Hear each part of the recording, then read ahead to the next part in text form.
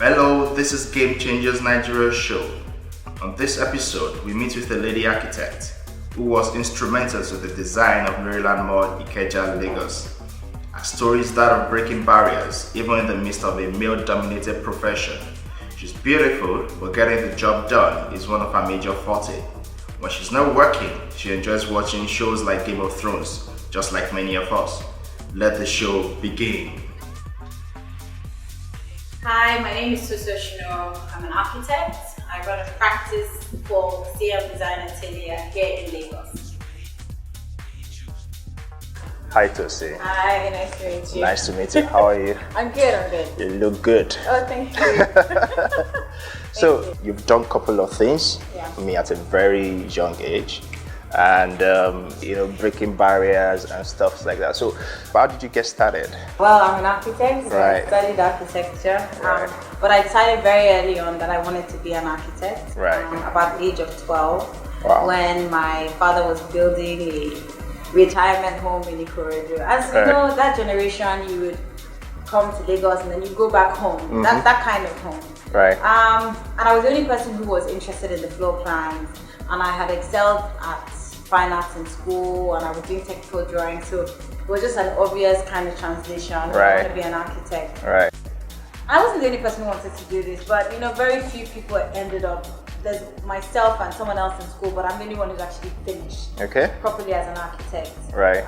From Queen's College in my set. So that's really where it started from. It's been a long journey. It's a very long course. 6 years. Wow. Yeah, at 2 degrees. You do a first degree and a second Degree, right. What schools did you go? Okay, secondary school, Queen's College. Right. Yaba. University, although I went to the UK. Okay. I did A-levels at a school called Asheville College, and then I went to university. I did my first degree at Kingston University. Okay. And then I wasn't sure I wanted to be an architect, so I did architecture first degree there. And then I decided, let me take some time out. I worked for a year in a local practice in Richmond. Right. And then I went and I did a master's in urban design Okay. at Bartlett School. And I did that really because I felt when I left Nigeria, because I was a boarder and then I was a bit of a day girl, but I had a very sheltered childhood. And I remember when I got to my A-levels, the people ask you where you're from, and I couldn't answer a lot of questions. I was very aware that I had missing gaps of knowledge. And when I even did architecture, I started to realize when I came home, why do certain things not work properly? Why is it some housing Saleko, the gap between the house here and here is Right. like 1 meter? So close, So yeah. I started to question things, but I didn't really understand why. And that was why I did the master's in urban design. So I learned about Lagos from a very academic point of view, about the growth of the city, how everything started in Saleko. The reason why Lagos is here is because of the port, the breakaways that were done in 1901. So I have a very good grasp or understanding of Lagos history. Right. And it was with that confidence that I went back to school to do the part 2 of the architecture course. And I did that at the Architecture Association in London. Right. So Lagos inspired you to become an architect. Yes, it has actually. I have such a strong love for the city. Right. And I don't know why. I was one of those people when I was abroad, I would always look for. Where are you from? I'm from Lagos. I'm back for a do. Oh. So some people will say, you're from Lagos City, but you're not from Lagos City. Right. Right. But I think there's something so beautiful about Lagos, and I think when you have a strong affinity for a place, you always look for purpose and yearn to be there, and to maybe in your own little way add value. So has Lagos rewarded you so far? I believe so. Yes, I believe so. I think if I had stayed in Europe, I wouldn't have achieved a tenth of what I've been able to achieve today. Okay, so do you get intimidated by men? No, I don't. Why?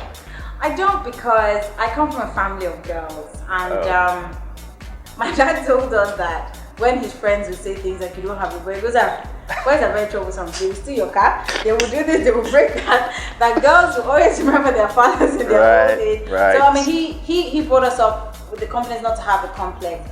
But I will say that when I started my practice, it's probably when I noticed more that I was a woman. When I work for someone, you're shielded from the client negotiations and dealing with the business end of architecture. But when you run your own office, you're so conscious of it. So or you're thrown into the realities of the real world. And so I guess I've faced it more now than I did before. But I won't say I've taken it as a negative, because I think anything that you are so conscious of that is a minus will influence and affect the way you approach your business. You will make decisions on things like, did I not get that job because I'm a woman? Or were they trying to intimidate me because of my feminine status? So I've decided not to see it as a disadvantage and to actually see it as an advantage. Right. Because people don't forget you, because they note you, and when you do deliver, they remember. So it actually can be an advantage, and I've used that in my case. So how does that story inspire other women out there? I think you need to man up, especially on site. Man up. Man up. I have quite a few females that work for me, Molade here. Right. And I always tell them, when you work in the male industry, you need to assert yourself very clearly. When I go to site, I don't go in a skirt. You have to be one of the boys. Right. You have to speak Guyana. Right. And you have to let them know that you are here to do your job. Right. If you come across as a bit fluffy, they will just wash you to the side. So right. You need to assert yourself.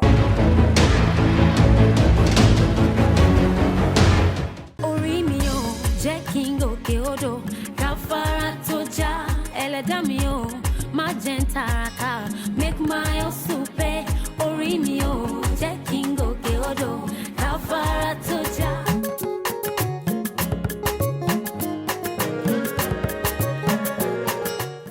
Mo máa ń tajà, mo dẹ̀ tún máa ń dirun náà. Mo máa ń ta àwọn drinks, ẹyin, àwọn ọjà míì náà tẹ̀ ṣàmúṣàmú àtàwọn lóríṣiríṣi. Bí gbogbo ẹ̀ ṣe rí ni ó fà. Àti pé ńgbà tá tán kò sówó tí mo fẹ́ fi ra mí. So èyí tá kàn fi ń jẹun nígbà tó dẹ̀ fi jẹ́ pé a fi máa níbi bẹ́ẹ̀ mọ́ra wọn tí ó dẹ̀ sówó tá ti lò tán kò dẹ̀ sówó láti fi ra mí. Owó náà ni mo ní ìdí àwọn ọjà tí mo lè ta pọ̀ but kò sówó láti fi ra. Ìwọ̀n bá ti bá pa náà àwọn nǹkan tí bá pa náà tó yẹ pé tá bá ti ra nǹkan tá fẹ́ fi ra so tó bá kò tó nǹkan kan rà so nǹkan tó bá kàn ká ni mo máa kàn fi mo máa fi rà. Mo máa san 1.5.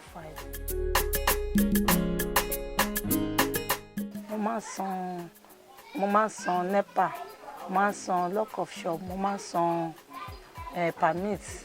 Mo dẹ̀ máa ń san extension. Àwọn ọmọ mi wà school private, àwọn kan wà secondary school, àwọn kan wà primary. Mo ní ọkọ̀ but iṣẹ́ wọn yóò kù tí ẹ̀ka tó àwọn náà àjọ máa ń yí mọ́.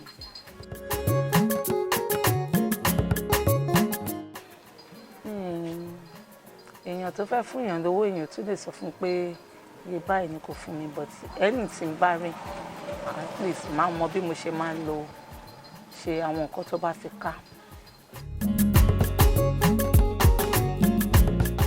Ọlọ́run mi. Jésù. Ṣé fún mi ní sà? Ẹ fún mi. Lórúkọ Jésù. Ṣẹ̀yìn á máa ròkè. Lórúkọ Jésù ẹ̀ ní ṣíṣe. Kò ní sọ́ńbẹ̀ kọ́pìnì yín ò ní gbẹ kò ní jóná. Ibi tẹ́ ti mú wẹ̀ Ọlọ́run á bá mi fọ̀pọ̀ rọ́pò. Nínú ọdún ìkọ́dún ìtòpàrọ̀ Ọlọ́run á yẹ iná lẹ́nu sí Ọlọ́run mi. Ìpè ẹwà ayé àyà Dáfídì. Ọlọ́run mi ìpè ẹwà. Ẹ ṣé gan. Ẹ ṣé mo dúpẹ́ gan. Street Help Naija, thank you.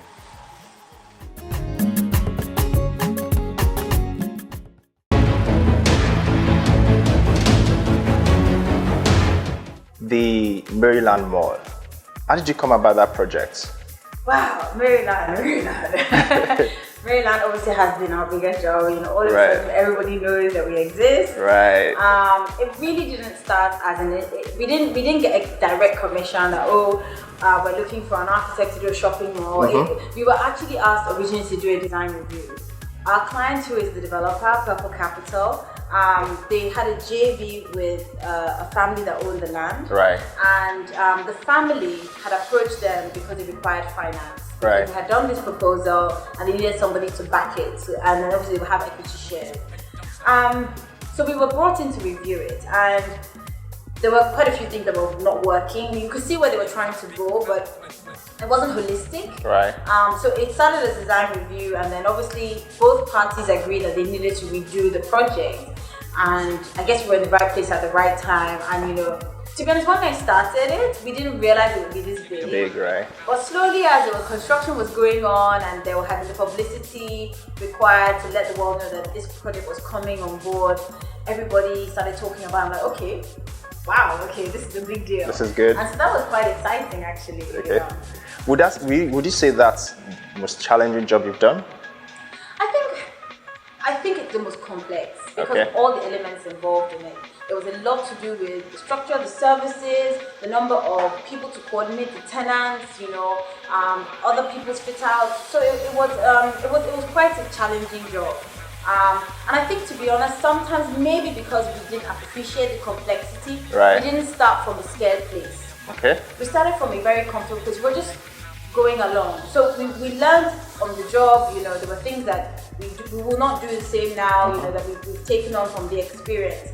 But I think if we had known the extent of what was at stake, we would have been under a lot of pressure. We would have put ourselves under pressure. And I'm happy that it came from that. It came from a comfortable place. I mean, even the design in the early stages, we did it based on our feeling and our interpretation, our perceptions of what we would enjoy, how we would enjoy how to shop. We didn't do it from, we have all this tension, we must have this number of square meters. So it came from a very flexible place. And funny enough, because of that neutrality, there were a lot of things that didn't actually change. Right. It evolved as is expected, but a lot of the key elements that we wanted to keep are still there, and it's nice to see that as a finished product. Next time on Game Changers Nigeria show. 5 years time, I think we would like to acknowledge us having lasting power. We don't want it to be a situation of chance. I think so far we've proven ourselves to be strong in being innovative, but we have to stay consistent and innovative and keep pushing boundaries. Right. Some people would say at this stage we're the new kids on the block, but as we're the new kids, the other kids coming up.